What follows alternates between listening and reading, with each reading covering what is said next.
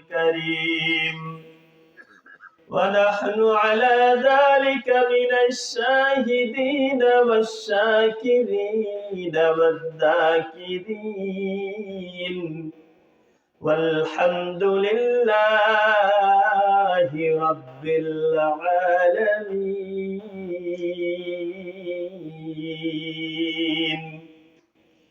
مقبول ہے شاجہ ہے قابل تو بہت ہے مقبول ہے شاجہ ہے قابل تو بہت ہے ऐना के मरंदे तो नहीं दिल तो बहुत है ऐना के मरंदे तो नहीं दिल तो बहुत है मुस्तफा ने आकर बुतों को मिटाया नबी ने आकर कुफ्र को मिटाया कुफ्र को मिटाकर सदाकत बताया कुफ्र को मिटाकर सदाकत बताया अच्छा মানুষ বলো দেখে রাত্রি কেন কালো अच्छा মানুষ বলো দেখে রাত্রি কেন কালো সূর্য মামা কোথা হতে পাইলো এত আলো আবার ফুলগুলো নানান রঙের কেমন করে হয় পাতাগুলো সবুজ বটে ফুলের মতো নয় আবার দুধ কেন এত সাদা ভালো মরিচ কেন ঝাল পশু পাখি কই না কথা মানুষ কেন কয় বলো বলো হে বলো এসব কেমন করে হয় ভাবি সবই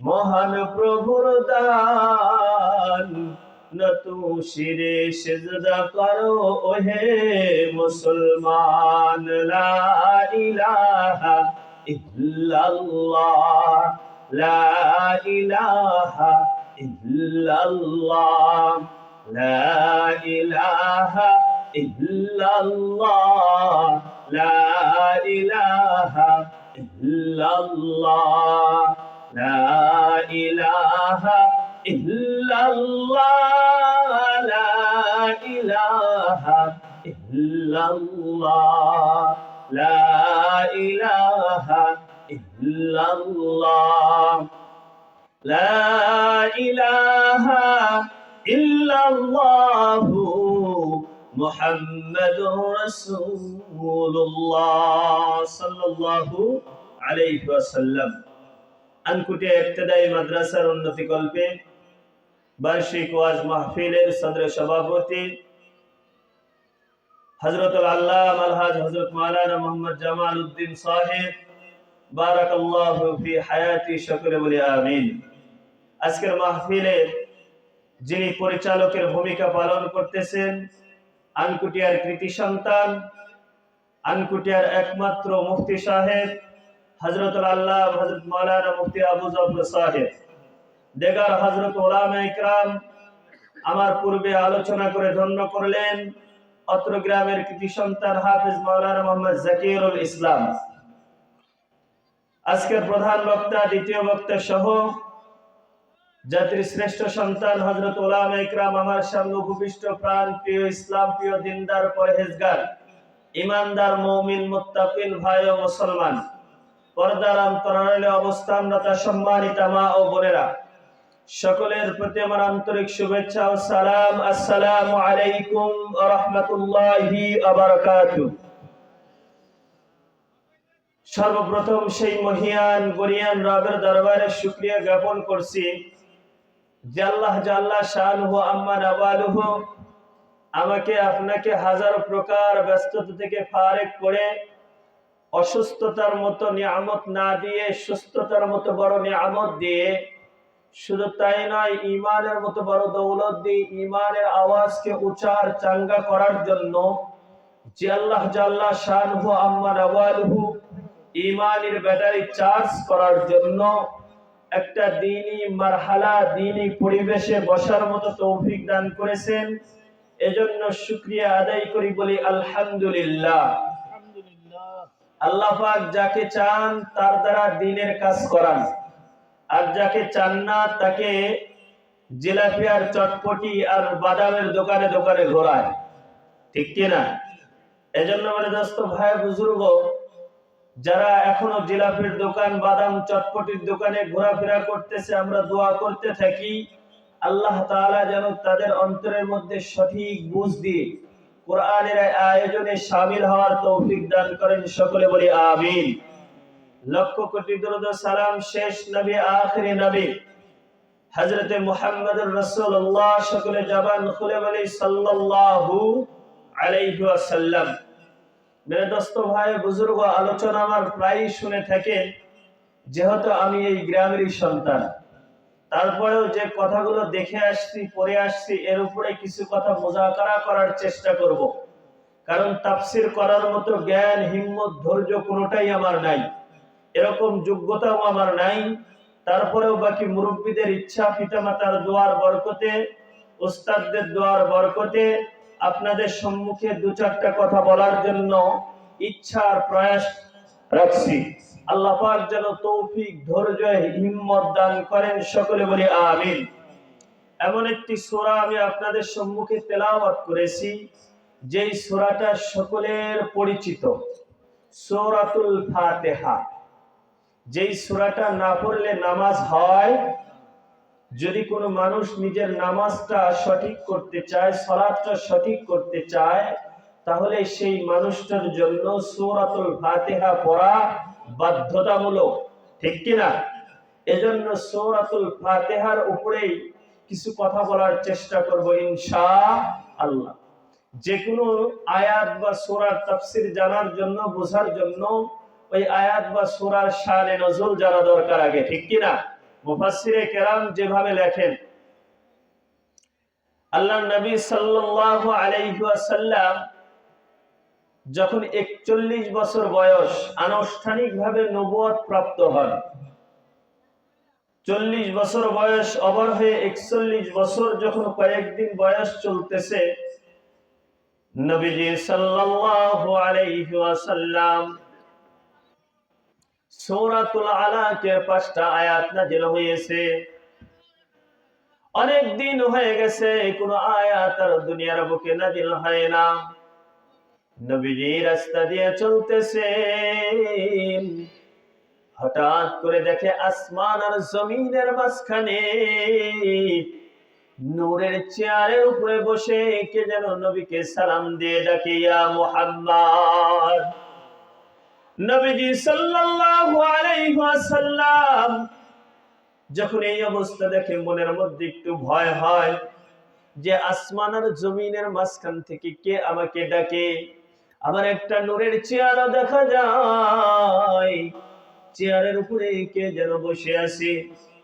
নবীজি সাল্লাল্লাহু আলাইহি ওয়াসাল্লাম একদিন নাই, 2 দিন নাই, 3 দিন যখন এই অবস্থা চলল, নবীজি ঘরের মধ্যে এসে খাদিজাতুল কুবরা রাদিয়াল্লাহু তাআলা আনহাকে বলেন, বিবি গো, আমি যখন রাস্তা দিয়ে চলি, আসমান আর জমিনের মাঝখানে একটা চেয়ারের উপরে বসে কে যেন আমাকে সালাম দিয়ে বলে, ইয়া মুহাম্মদ সাল্লাল্লাহু আলাইহি ওয়াসাল্লাম। আমার কেমন যেন মনের মধ্যে ভয় হয়, কে আমাকে ডাকে, কে আমাকে ডাকে। আম্মাজান খাদিজাতুল কুবরা রাদিয়াল্লাহু তাআলা আনহা যখন এই ঘটনা শুনলেন, তৎকালীন জামানার সবচেয়ে বড় স্বপ্নের তাবিরকারী, যিনি তাওরাত কিতাবের বড় মুহাক্কিক আলেম ছিলেন, ওনার কাছে যা বলেন, আজকে কয়েকদিন যাবত আমার স্বামী আসমান আর জমিনের মাঝখানে কুদরতের চেয়ারের উপরে বসে কে যেন আমার স্বামীকে ডেকে ডেকে বলে, ইয়া মুহাম্মদ। পণ্ডিত বলে দিয়েছে, আজকে যখন আপনাকে নাম ধরে ডাকবে, আপনি দাঁড়ায় সালামের জবাব দিয়ে বলবেন, লাব্বাইক, আমি উপস্থিত। নবীজি সাল্লাল্লাহু আলাইহি ওয়াসাল্লাম যখন এরকম আসমান আর জমিনের মাঝখানে নূরের চেয়ারের উপরে বসে নবীজিকে সালাম দিয়ে যখন ডাক দিলেন, নবীজি আমার সালামের জবাব দিয়ে বলেন, লাব্বাইক আমি হাজির। হযরত জিবরাইল আলাইহিস সালাতু ওয়াস সালাম বলেন, ইয়া রাসূলুল্লাহ, ইয়া হাবিবাল্লাহ, ভয় পাওয়ার কোনো কারণ নাই। কুদরতের মালিক আল্লাহ, যিনি আমারও সৃষ্টিকারী তোমারও সৃষ্টিকারী, ওই আল্লাহ আমাকে পাঠিয়েছেন।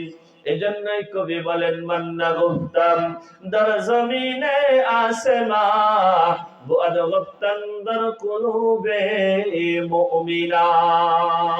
মুহাম্মদ হর গজনে গুফতা তানা গুফতা জিবরাইল, জিবরাইল হর গজনে গুফতা তানা গুফতা রব্বে জলিল। হযরত জিবরাইল আলাইহিস সালাতু ওয়াস সালাম বলতেছেন, আল্লাহ আজকে আপনার নিকটে আমাকে পাঠিয়েছেন, পুরাপুরি একটা সূরা দিয়ে আমাকে পাঠিয়েছেন, যেই সূরাটা শুধু অর্থের দিক দিয়ে পরিপূর্ণ নয়, যেই সূরাটা কালামের দিক দিয়ে শুধু পরিপূর্ণ নয়, বরং যেই সূরাটা গোটা কোরআন শরীফের সময়সূচি, গোটা কোরআন শরীফ যেই সূরার মধ্যে, গোটা কোরআনের মধ্যে যে আলোচনা করা হয়েছে, ঠিক সেই সূরাতুল ফাতিহার মধ্যে গোটা কোরআনকে নিয়ে আসা হয়েছে। সুবহানাল্লাহ। সর্বপ্রথম আল্লাহ তাআলা দুনিয়ার বুকে পরিপূর্ণ সূরা হিসেবে নাযিল করেন সূরাতুল ফাতিহা। সূরাতুল ফাতিহা দিয়ে নবীজির কাছে জিবরাইল আলাইহিস সালাতু ওয়াস সালামকে পাঠিয়ে দিলেন। ওরে আল্লাহর গোলামের দল,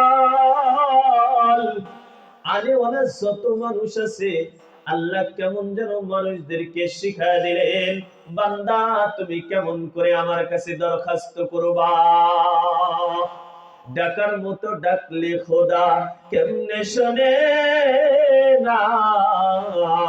এজন্যই কবি বলেন, তোতাওয়াঙ্গের দস্তগি তোতাওয়াঙ্গের দিল কি তো তৈয়ার হে, সোনা মাঙ্গে উসসে তু বেজান হে। দুনিয়ার মানুষ চাইলে বড় নারাজ, কিন্তু আসমানের মালিক জমিনের মালিক বান্দা আল্লাহর কাছে কেমনে দরখাস্ত করবা, এই দরখাস্তটা মালিক শিখায়া দিলেন। সূরাতুল ফাতিহা যেটা সূরার প্রারম্ভিক, যেটা গোটা কোরআন শরীফের যেই সূচিপত্র, যেটা সূরাতুল ফাতিহার মধ্যে আনা হয়েছে, যেই সূরাকে উম্মুল কুরআন, কোরআনের মা বলা হয়, ঠিক কিনা? ওরে মুসলমান, সূরাতুল ফাতিহার মধ্যে তিনটা অংশ আছে। কোন মুফাসসিরে কেরাম বলেন তিনটা অংশ আছে, কোন মুফাসসিরে কেরাম বলেন দুইটা অংশ আছে। প্রথম অংশের মধ্যে বান্দা যেমন দুনিয়ার বুকে কোন এমপির নিকটে দরখাস্ত করলে সর্বপ্রথম এমপির কিছু প্রশংসা করতে হয়, ঠিক কিনা? এরপরে জানাইতে হয় আমি অমুক প্রতিষ্ঠানের সভাপতি, অমুক প্রতিষ্ঠানের সেক্রেটারি। এরপরে জানাইতে হয় আমার আবদারটাকে, আমাকে 1 টন চাউল দেন, অথবা 1 গাড়ি মাটি দেন, অথবা কিছু টাকা দেন, অথবা একটা ঘর বানায় দেন। এরপরে লাস্টে কিন্তু নিজের চাহিদাকে পেশ করতে হয়। সর্বপ্রথম নিজের চাহিদা পেশ করা সম্ভব নয়, এটা কোনো দরখাস্তের নিয়ম নয়। মালিক ঠিক জানা দিলেন, বান্দা তুমি আমার কাছে দরখাস্ত জানাবা, কেমনে জানাবা? দিনে একবার নয়, দুইবার নয়। যেই মানুষগুলো নামাজ পড়বে, ওই মানুষগুলো দিনের মধ্যে 32 বার মালিকের কাছে দরখাস্ত জানাও, কিন্তু সারা জীবন পইরা গেলা, কোনদিন একটু জানার জন্য চেষ্টাও করলা না আমি মালিকের কাছে কি দরখাস্ত জানাই। এজন্য বাজান রে, মালিক ডাক দিয়া বলেন আলহামদুলিল্লাহি রাব্বিল আলামিন। সমস্ত প্রশংসা একমাত্র শুধুমাত্র কেবলমাত্র কার জন্য? আল্লাহর জন্য। দুনিয়ার কোন মানুষ প্রশংসা পাওয়ার যোগ্য না, কারণ দুনিয়াতে যে আজকে ভালো আছে কালকে সে খারাপ হয়ে যেতে পারে। যেমন 5 আগস্টের আগে একজন ব্যক্তি আওয়ামী লীগ পন্থী খারাপ ছিল না, কিন্তু আজকে তাদের নাম শুনলে পরে থুতু নিক্ষেপ করে, ঠিক কিনা? কারণ হইল মানুষের চরিত্র পরিবর্তনশীল। আজকে আপনি আমার প্রশংসা করতেছেন, কালকে আমার চরিত্র পরিবর্তন হয়ে যেতে পারে। কত টুপিওয়ালা দেখলাম, টুপি দুনিয়ার জন্য, দুনিয়ার মানে দুনিয়া পাওয়ার জন্য টুপি মাথায় থেকে আউট হয়ে যায়। কথা বলেন না কেন, যায় কি যায় না? কত দাড়িওয়ালা দেখলাম, দুনিয়া পাওয়ার জন্য দাড়ি কেটে সেটে নাই বানায় দেয়। হ্যাঁ, কত জুব্বাওয়ালা দেখলাম, দুনিয়া পাওয়ার জন্য জুব্বা কেটে সেটে আলাদা হয়ে যায়। দুনিয়ার যাদের প্রশংসা করতেছেন, কালকে তার জন্য ওই ব্যক্তি হতে পারে, কালকে তার প্রশংসার মালিক সে নাও হতে পারে। কিন্তু মালিকের প্রশংসা এমন একজন মালিক যার পূর্বেও কোনো দোষ নাই, বর্তমানেও কোনো দোষ নাই, এরপরে সামনেও যার কোনো দোষ নাই, ঠিক কিনা? এজন্য প্রশংসা করতে হবে আল্লাহর, যিনি প্রশংসার মালিক একমাত্র আল্লাহ। কেন আল্লাহর প্রশংসা করবা? কেন আল্লাহর প্রশংসা করবা? ওরে আনকুটিয়ার মুসলমান, আয়াতের দ্বিতীয় অংশের মধ্যে আল্লাহ জানায় দেন আলহামদুলিল্লাহি রাব্বিল আলামিন। কারণ মালিক এমন একজন মালিক যিনি গোটা বিশ্বের লালন কর্তা, পালন কর্তা। এক কথায় বলা যায় আলামিন কাকে বলা হয় একটু খেয়াল করেন। আলামিন শব্দের অর্থ কি? আলামিন ওই প্রভু যিনি না চাইতেই বান্দার সমস্ত চাহিদাকে পূরণ করে দেন। আল্লাহু আকবার। আর জোরে বলেন আল্লাহু আকবার, সুবহানাল্লাহ ওয়ালহামদুলিল্লাহ। যিনি না চাইতে বান্দার সমস্ত চাহিদাকে পূরণ করে দেয়। ও আল্লাহর গোলাম, কোনদিন তো চাও নাই আমি মুসলমানের ঘরে জন্ম হব, কোনদিন তো চাও নাই আল্লাহ আমারে শেষ নবীর ঘরে জন্ম দেই, কিন্তু মালিক চাইছে তোমারে মুসলমানের ঘরে জন্ম দেওয়ার জন্য। মালিক চাইছে তোমারে শেষ নবীর উম্মত বানানোর জন্য। মালিক চাইছে তোমার জীবন পরিচালনার জন্য, একটা পরিপূর্ণ জীবন ব্যবস্থা দেওয়ার জন্য। আজকে কোনদিনের জন্য আমি আবদার জানাই নাই অমুক জায়গায় আমার রিজিকের ব্যবস্থা হবে, কিন্তু মালিক তো সেই মালিক যিনি না চাইতেই বান্দার সমস্ত চাহিদাকে পূরণ করে দেয়। তিনি হইল আলামিন, তিনি হইল আলামিন, যিনি বান্দা না চাইতে বান্দার সমস্ত অভাবগুলো পূরণ করে দেন কে? আল্লাহ।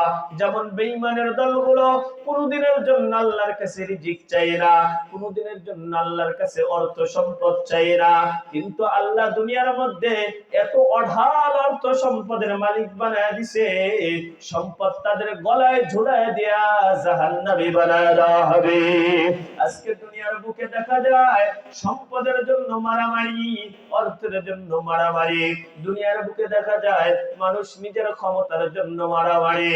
আজকে দেখা যায় দুনিয়াতে যে যতটুকু পাওয়ার যোগ্য অতটুকু মালিক তাকে দিয়ে দিবে। তুমি চাইলেও মালিক তোমারে ঘাড় ধরে দিবে, তুমি না চাইলেও মালিক তোমারে দিবে। তিনি হইল আলামিন। এই বিশ্বাস অন্তরে রাখতে হবে, পারবো ইনশাআল্লাহ। আর রিজক মাকসুমুন, রিজিক বণ্টিত। আমি রিজিকের পিছনে দৌড়াবো না, রিজিক আমার পিছনে দৌড়াবে, ঠিক কিনা? আল্লাহ চাইলে সব পারে। এরপরে আসেন আল্লাহ তাআলা বলতেছেন আর রহমানির রহিম। আলামিন তো তিনি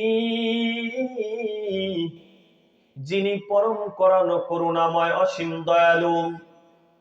আলামিন তো সেই রব যিনি পরম করুণাময়, অসীম দয়ার মালিক। যেমন একটু নিজের দিকে খেয়াল করেন, বাস্তবতার দিকে একটু দেখেন, আল্লাহ কেমন দয়ালু, কেমন দয়ালু রে ভাই। আল্লাহ চাইলে নাকটা পিছনে দিতে পারতেন, কিন্তু নাকটারে আল্লাহ এমন জায়গায় সেট করেছেন, উদাহরণ দিলে বুঝে আসবে।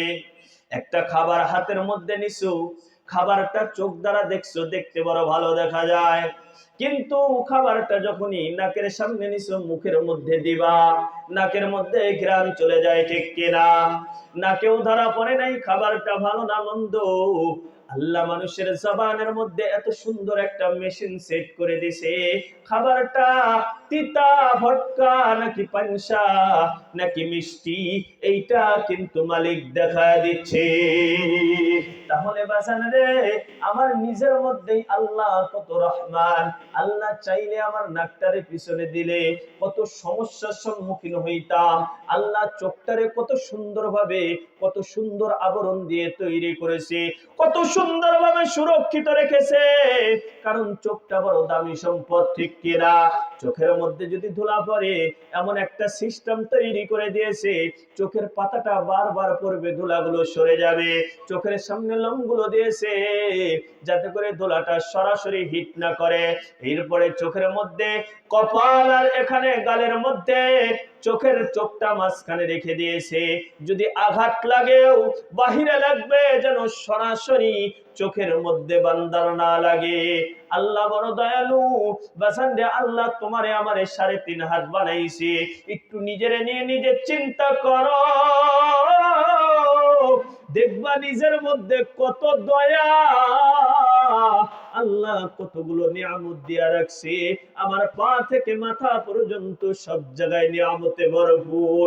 নিয়ামতের শুকরিয়া আমি কেমনে আদায় করি,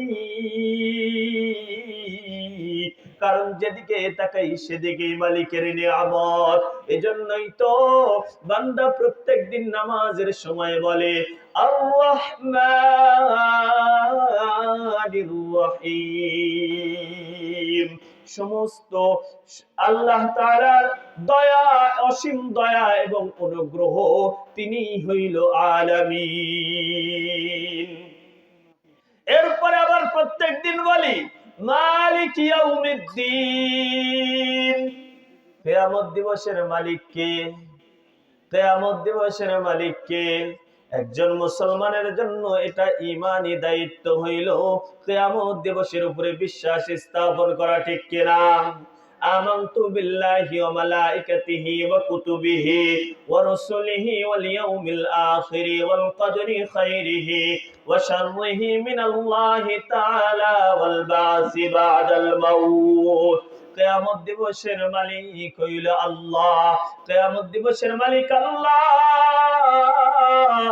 সূরাতুল ইয়াসিনের মধ্যে আল্লাহ তাআলা বলেন লিমানিল মুলকুল ইয়াউম লিল্লাহিল ওয়াহিদিল কাহ্হার। ও দুনিয়ার মানুষ, তুমি মানো আর না মানো, তুমি নিজেকে ধরাকে সরা জ্ঞান করো, নিজের জিন্দেগিতে যা খুশি তাই করো, নিজের জিন্দেগিতে কোরআন সুন্নাহর কোনো ধারণা, নিজের মন যা চাই তাই চালাও, তবে আল্লাহর গোলাম সাবধান সাবধান।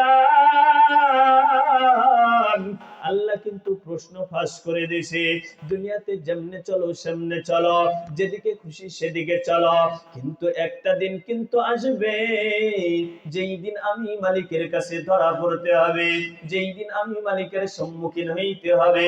মালিক ডাক দিয়া বলবেন লিমানিল মুলকুল ইয়াউম লিল্লাহিল ওয়াহিদিল কাহ্হার।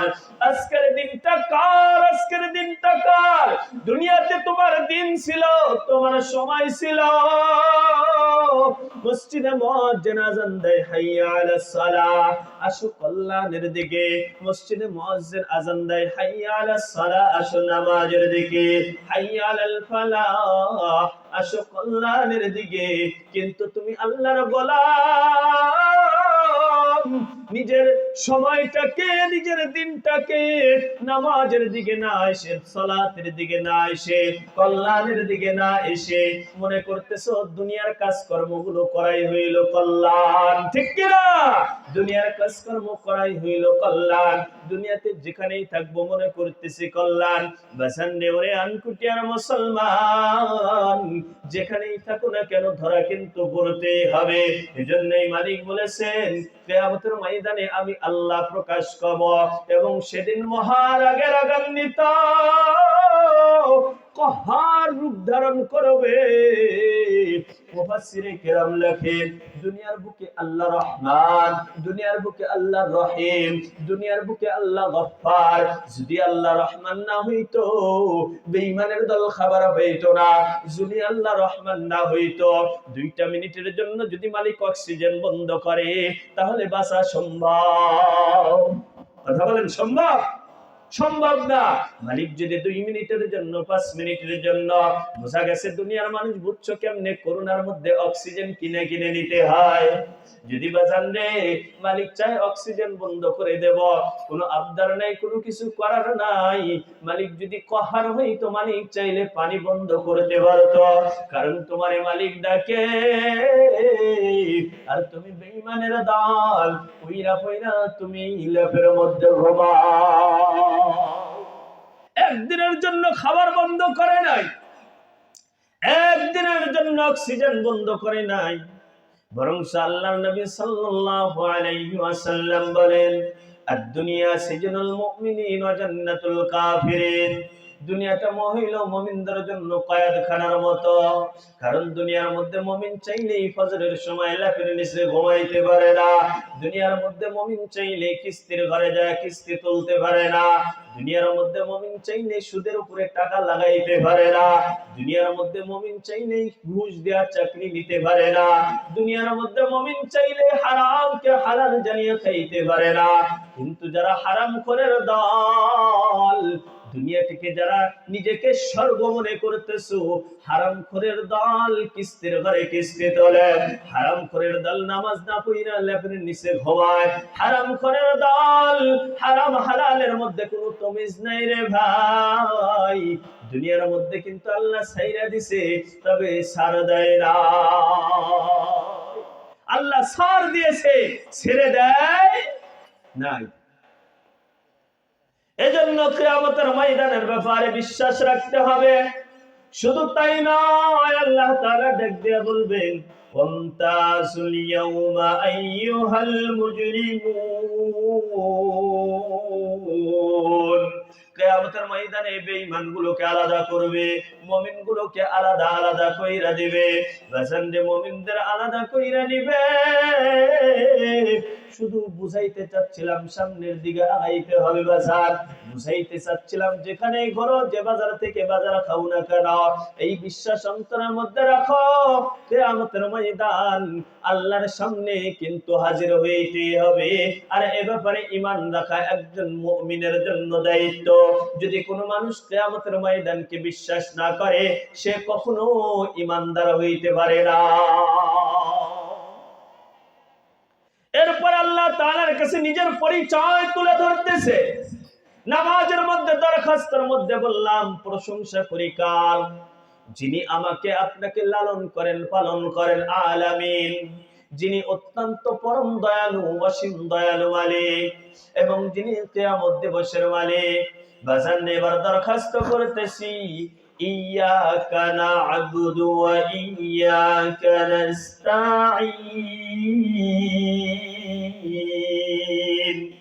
আল্লাহ একমাত্র শুধুমাত্র ইবাদত করি তোমার। কার ইবাদত করি? আল্লাহর।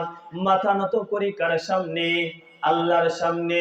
কিন্তু বাজান দুনিয়ার এমন কিছু মানুষ আছে, কি দুনিয়ার মধ্যে এমন কিছু মানুষ আছে যারা মাথা নত করে কবরের সামনে।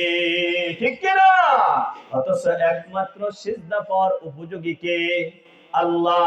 দুনিয়ার কোন মানুষের সামনে মাথা নত করা যাবে না।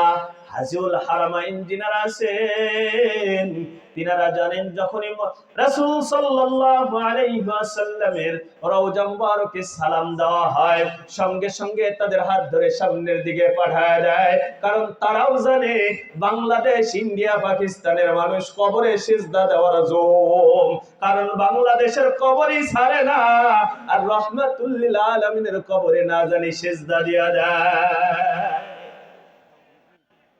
তারা একথা কি জানে। এজন্য মেরে দোস্ত ভাই বুজুর্গ, চাই সেটা তাজিমান সেজদা হোক। যারা সেজদা দেয় তাদের দলিল কি জানেন?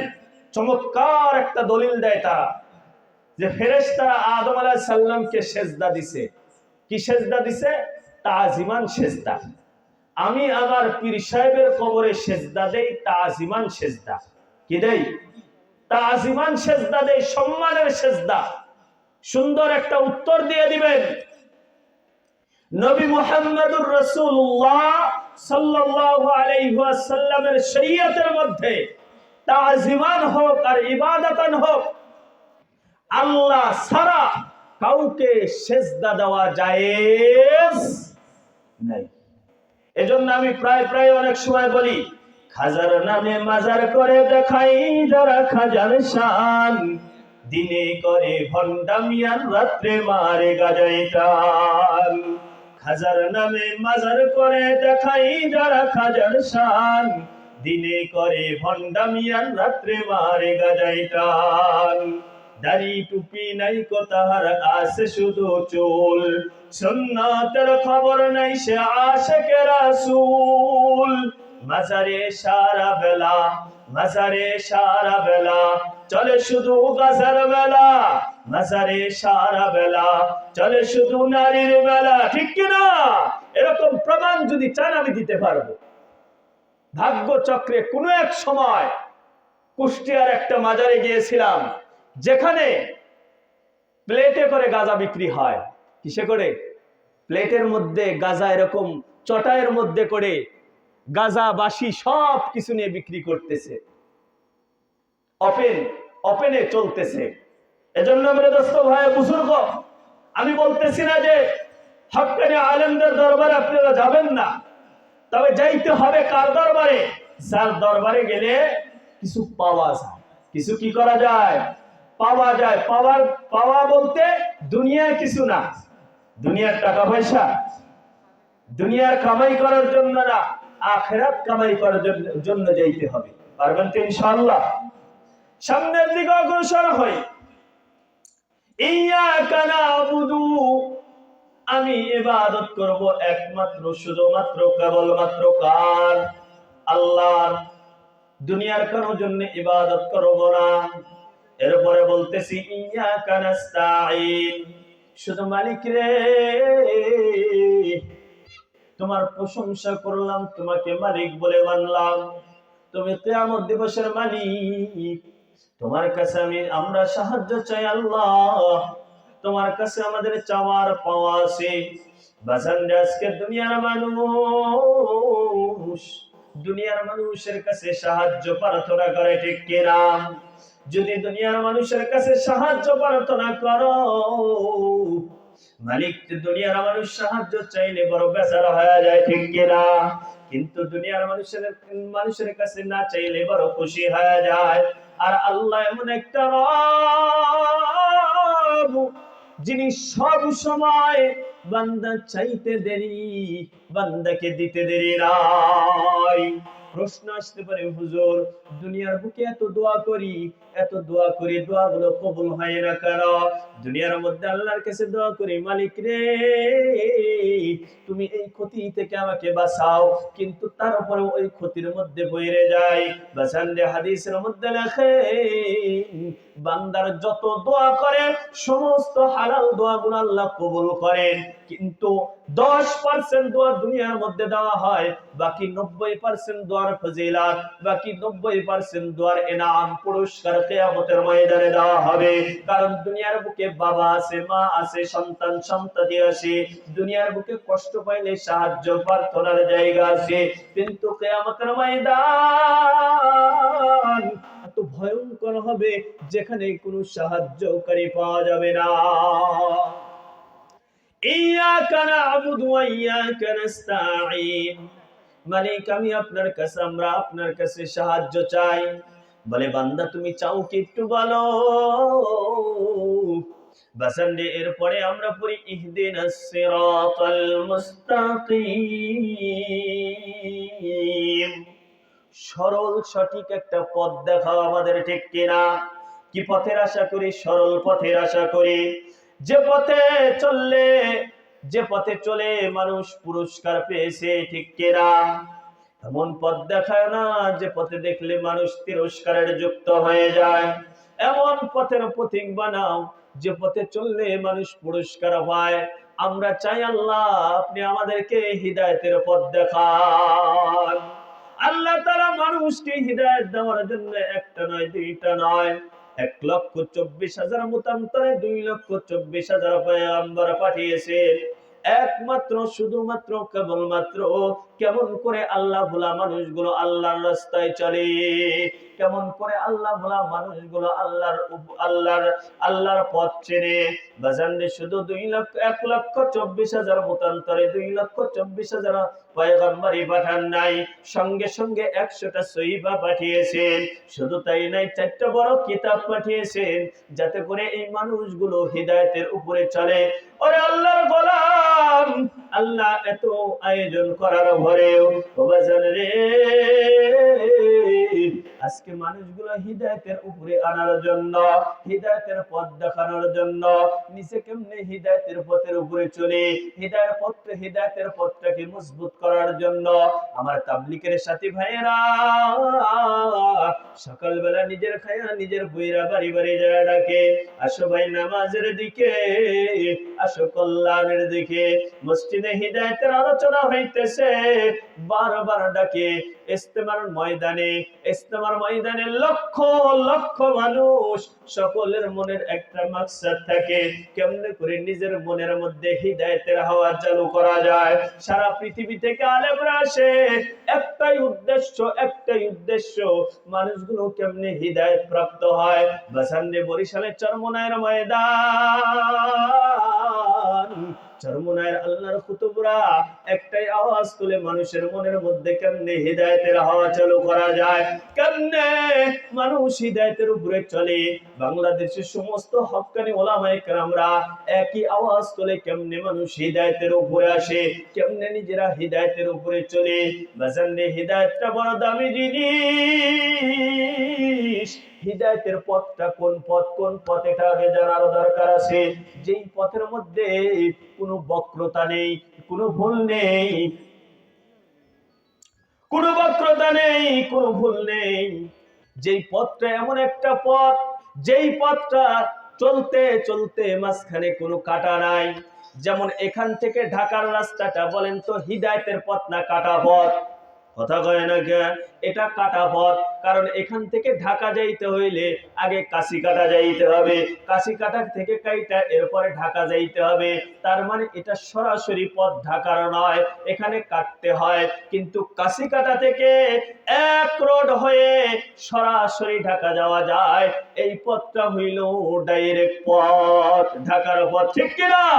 বিশ্ব রোড যাকে বলা হয়, ঠিক তেমনি হিদায়াতের পথ, হিদায়াতের রাস্তা এমন একটা রাস্তা যেটা বিশ্ব রোড, যার মধ্যে কোনো কাটা নাই, যে চলতে চলতে কবর পর্যন্ত গেলে হিদায়াতের পথে হিদায়াতের রাস্তা কাইটে যাবে, চলতে চলতে কবর থেকে হাসর পর্যন্ত গেলে হিদায়াতের রাস্তা কেটে যাবে। বাজানরে এই পথ হইল সেই পথ, এই পথে চলতে চলতে এই পথ তোমারে জান্নাতে নিয়ে ফেরাবে, ঠিক কিনা?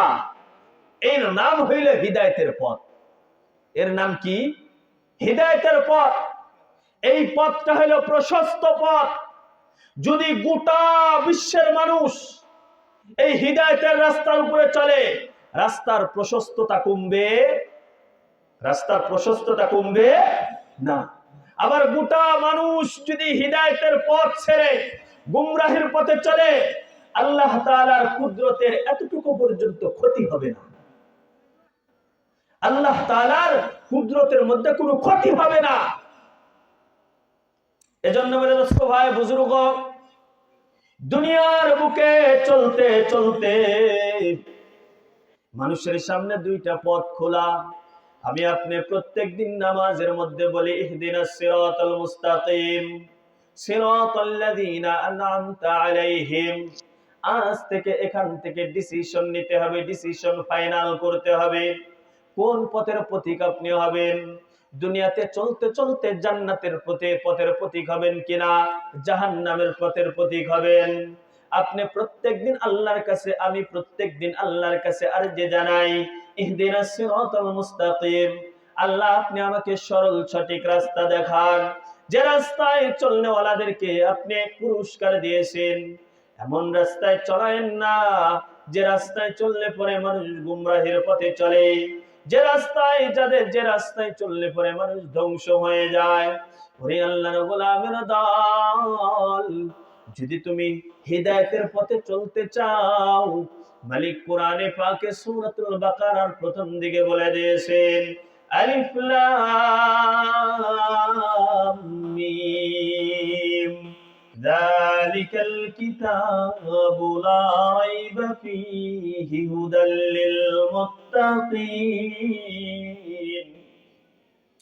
এমন একটা গ্রন্থ আল্লাহ দুনিয়ার মুখে মানুষের জন্য গোটা জীবন ব্যবস্থা করে দিলেন, যেই জীবন ব্যবস্থার মধ্যে কোনো ভুল নাই, কোনো বক্রতা নাই। সুবহানাল্লাহ, আর জোরে বলেন সুবহানাল্লাহ। আপনি মুসলমান হিসেবে গর্ব করা দরকার।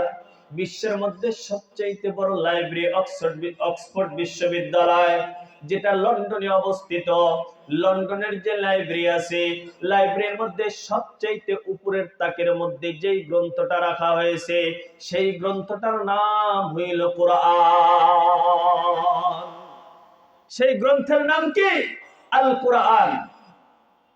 গোটা বিশ্বের বৈজ্ঞানিক আর দার্শনিক মিলে এ কথার উপরে একমত হয়েছে যে মানুষ চলার জন্য বিশ্ব যতদিন থাকবে গোটা বিশ্বের বিজ্ঞানীরা কোরআনের কাছে ভিখারির মতো হাত পেতে থাকবে। কারণ কোরআনই শিক্ষা দেয় বিজ্ঞানকে। কোরআনকে প্রশ্ন করলে কোরআন অর্থনৈতিক ব্যাপারে উত্তর দিয়ে দেয়, কোরআনকে প্রশ্ন করলে কোরআন সামাজিক জীবনের ব্যাপারে উত্তর দিয়ে দেয়, কোরআনকে প্রশ্ন করলে কোরআন সন্তানের জমি জমার ব্যাপারে উত্তর দিয়ে দেয়, কোরআনকে প্রশ্ন করলে আপনার অর্থ কোথায় খরচ করবেন, কোথায় থেকে আয় করবেন, কোথায় ব্যয় করবেন উত্তর দিয়ে দেয়। অর্থাৎ একজন মানুষ এখন প্রশ্ন আসতে পারে, হুজুর দুনিয়া যত দিন যাইতেছে মানুষ ততই তো আপডেট হইতেছে, ঠিক কিনা? আজ থেকে 20 বছর আগে অ্যান্ড্রয়েড ফোন ছিল না, আজকে মানুষের দুনিয়া হাতের মুঠোর মধ্যে অ্যান্ড্রয়েড ফোন আছে। তার মানে দুনিয়া আপডেট হইতেছে, দুনিয়া সামনের দিকে চলে যাইতেছে। দুনিয়া যদি সামনের দিকে যায়, এই ওল্ড মডেলের কোরআন আজ থেকে 1450 বছর পূর্বে যে কোরআন অবতীর্ণ হয়েছে, এই কোরআন কেমন করে বর্তমান যুগের মানুষের সমস্যার সমাধান করবে? কারণ বাজারে মালিক জানে মানুষ কতটুকু আপডেট হবে। পৃথিবী যতদিন থাকবে মানুষ ততদিন কতটুকু আপডেট হবে, এটা মানুষ ভালো করেই জানে, এটা মানুষ আল্লাহ ভালো করেই জানে। এজন্য পৃথিবী যতদিন থাকবে কোরআন তার থেকে বেশি আপডেট হবে। চিল্লায়ে বলে আল্লাহু আকবার। মানুষ আজকে নিজেকে কেমনে করে হিদায়াতের পথে চালাবো আল্লাহ জানায় দিবেন। এটা এমন একটা গ্রন্থ, এমন একটা কালাম, যেই কালামকে যেই ব্যক্তি আঁকড়া ধরবে তার জন্য হিদায়াতের জন্য যথেষ্ট হয়ে যাবে। তাহলে হিদায়াতের পথ পাওয়ার জন্য কারো দ্বারস্থ হইতে হবে। তবে হ্যাঁ, এখানে আর একটা কথা আছে। আজকে দুনিয়া যত আপডেট হইতেছে ফিতনা তত ছড়ায়া যাচ্ছে। যার উস্তাদ নাই তার উস্তাদ শয়তান। আর বর্তমান যুগের কোরআন হাদিস পড়নেওয়ালাদের কিছু মানুষ আছে যাদের কোনো উস্তাদ নাই, তাদের উস্তাদ মোবাইল। মোবাইল দেখলেই ফতোয়া বাহির হয়ে যায়, মোবাইল দেখলেই ফতোয়া বাহির হয়ে যায়। মানুষ বোঝেন ফতোয়া দেয় কারা? মানুষ না? কথা বলেন, ফতোয়া দেয় কারা? মানুষ না? আপনি তো কখনো দেখেন না হাদিসটা সহিহ নাকি যায়িফ, এটা আপনি কখনো দেখেন না। আপনি দেখেন আমার মতো একজন মৌলবী, মাথায় টুপি আছে, মুখে দাঁড়িয়ে আছে, গায়ে জুব্বা আছে, ফটাফট হাদিস বলতেছে, এরপরে অর্থ করতেছে, কোত্থেকে আসলো, কি বললো, এটা দেখার কখনো প্রয়োজন বোধ করেন না, কখনো দেখার প্রয়োজন বোধ করেন না। ওইটার উপরে আপনি ফতোয়া দিতেছেন, অথচ মানুষের ব্রেন ক্রমবর্ধমান। উদাহরণ দিলে বুঝে আসবে। বিজ্ঞান এক সময় বলেছিল পৃথিবী গোল। পৃথিবী কি গোল? আবার বলে না পৃথিবী গোল না, পৃথিবী ডিমাকৃতি। আবার বলে সূর্য ঘোরে, আবার বলে না না সূর্য ঘোরে না, দুনিয়াই ঘোরে। দুনিয়ায় কি করে? ঘোরে। এজন্য আপনার দায়িত্ব হইল 10 টাকা দামের একটা সাবান কিনলে তার কোম্পানি যাচাই বাছাই করে দেখেন না? কথা বলেন, তাই দেখেন না? বই পড়ার সময়ও একজন মুসলমানের নৈতিক দায়িত্ব হইল ওই লেখক কোন কোম্পানির প্রোডাক্ট, এটা আগে আপনাকে দেখতে হবে। আমাদের এক উস্তাদ বলেছিলেন, আফ্রিকার জঙ্গলের মধ্যে একটা মাদ্রাসা আছে, বিশাল বড় মাদ্রাসা। কেউ বুখারী শরীফ পড়তেছে, কেউ নাসাই শরীফ পড়তেছে, কেউ আবু দাউদ শরীফ পড়তেছে, বড় বড় টুপি, মাথার মধ্যে সুন্দর, মাথার মধ্যে টুপি আছে, মুখের মধ্যে দাড়ি আছে, গায়ের মধ্যে জুব্বা আছে। এবার হুজুরের সফর সঙ্গী বলতেছে, হুজুর এরা একজনও মুসলমান না। তাহলে এরা বুখারী শরীফ পড়তেছে, আবু দাউদ পড়তেছে, নাসাই পড়তেছে, হ্যাঁ তাফসীরের কিতাব পড়তেছে, বলে এদের দায়িত্ব হইল কোরআন হাদিসের মধ্যে যে কথাগুলো আছে এগুলো খুঁটে খুঁটে মানুষের সামনে বলবে। 100 কথা বলবে হক, একটা কথা বলবে না হক, গোটা ইসলামের মূল উৎপটন হয়ে যাবে। আজকে এরকম দালাল আছে কি নাই? কথা বলেন, আছে কি নাই? যেমন এক দালাল দিল্লিতে বসে বারবার ডায়লগ দিতেছে আর বাংলার টঙ্গীর ময়দান রক্তাক্ত হইতেছে, এরকম হাজারো দালাল ছাড়া আছে, ঠিক কিনা? মেরে দোস্ত ভাই বুজুর্গ, যে সে লেখকের বই পড়া যাবে না, যার তার কথা মানা যাবে না, সরিষার তেল কিনলে ডলান দিয়ে নাকে ঘ্রাণ শুকে তারপরে কেনেন। বই পড়তে হইলেও আগে লেখক দেখতে হবে, আলোচনা শুনতে হইলেও আগে সেই আলোচক কোন কোম্পানির মাল সেটা দেখতে হবে, এরপরে আলোচনা শুনতে হবে। হিদায়াতের পথের জন্য 2টা কাজ করবেন। একটা কাজের নাম হইল কোরআনটাকে আঁকড়িয়ে ধরবেন। আল্লাহর নবী বলেন, যেই ব্যক্তি 2টা জিনিসকে আঁকড়ায় ধরবে কিয়ামত পর্যন্ত, যতদিন হায়াত পাবে ততদিন পর্যন্ত কেউ পথভ্রষ্ট করতে পারবে না। একটা প্রোডাক্টের নাম হইল কোরআন, দুই নাম্বার প্রোডাক্টের নাম হইল সুন্নাত। যেই ব্যক্তি আল্লাহর কোরআনকে আঁকড়ায় ধরবে, নবীদের সুন্নতকে আঁকড়ায় ধরবে, ওই ব্যক্তি কোনোদিন পথভ্রষ্ট হবে না, ঠিক কিনা? ওরে আল্লাহর গোলাম, কুরআন এবং সুন্নাহকে আঁকড়ায় ধরছে। আল্লাহর নবী সাল্লাল্লাহু আলাইহি ওয়াসাল্লাম কুরআন এবং হাদিসকে আঁকড়ায় ধরতে বলেন নাই। কিন্তু আজকে দুনিয়ার মধ্যে কিছু যুবক কেমন হয়ে গেছে, যারা শুধু কথায় কথায় বলে হাদিস বলো, হাদিস বলো, কোরআন এবং হাদিস বলো। বাজান, হাদিস 2 প্রকার, একটা কওলি হাদিস আর একটা ফি'লি হাদিস। আল্লাহর নবী কিছু এমন হাদিস আছে যেগুলো শুধু বর্ণনা করেছে, জিন্দেগিতে পালন করেন নাই। আর কিছু এমন হাদিস আছে যে হাদিসগুলো নবীজি সাল্লাল্লাহু আলাইহি ওয়াসাল্লাম জিন্দেগিতে বাস্তবায়ন করেছে। নবীজি সাল্লাল্লাহু আলাইহি ওয়াসাল্লাম যে সুন্নাহগুলো বাস্তবায়ন করার জন্য তায়েফের ময়দানে মার খাইছে, যে সুন্নাহগুলো বাস্তবায়ন করার জন্য উহুদের ময়দানে মার খাইছে, যে সুন্নাহগুলো বাস্তবায়ন করার জন্য সাহাবে کرام মার খাইছে, যে সুন্নাহ বাস্তবায়ন করার জন্য শাহজালাল শাহপরান রাহমাতুল্লাহি আলাইহি বাংলার জমিনে যুদ্ধ ঘোষণা করতে হয়েছে। এজন্য বাজান, জীবনের মধ্যে 2টা জিনিসকে আঁকড়ায় ধরো। 1 নাম্বার হইল কোরআন, 2 নাম্বার হইল সুন্নাহ। এই 2টা জিনিসকে যদি আঁকড়ায় ধরতে পারো তাহলে তোমার জিন্দেগিতে তুমি পথভ্রষ্ট হবা না। আর যদি তুমি এই 2টা জিনিসের বাহিরে চলিয়া যাও, এই 2টা প্রোডাক্টের বাহিরে চলিয়া যাও, তোমার জিন্দেগির মধ্যে দেখবা এমন ব্যবস্থা হয়ে গেছে, তোমার জন্য দুইটা পথে খোলা আছে, একটা গুমরাহির পথ চলতে চলতে জাহান্নামে নিয়ে যাবে, আর একটা হলো হিদায়াতের পথ চলতে চলতে জান্নাতে নিয়ে যাবে। ওরে আল্লাহর গোলামের দল, এই দুনিয়ার সকলেই আমরা জান্নাতে চাই। জান্নাতে যাওয়ার জন্য আমাদের সর্বপ্রথম জানতে হবে, জানার জন্য মাদ্রাসার প্রয়োজন আছে কি নাই? কথা বলেন, আছে কি নাই? জানার জন্য উস্তাদের প্রয়োজন আছে, আর উস্তাদের প্রয়োজন যদি থাকে তার একটা বন্ধ ব্যবস্থা করার দরকার আছে, ঠিক কিনা? আছে না এরকম ব্যবস্থা? যদি না থাকে তাহলে মানুষ পথভ্রষ্ট হয়ে যাবে। আজকে যদি কোরআন সুন্নাহ লেখাপড়া না থাকতো, মসজিদে খতিব পাইতেন? মাদ্রাসা না থাকলে খতিব থাকবে?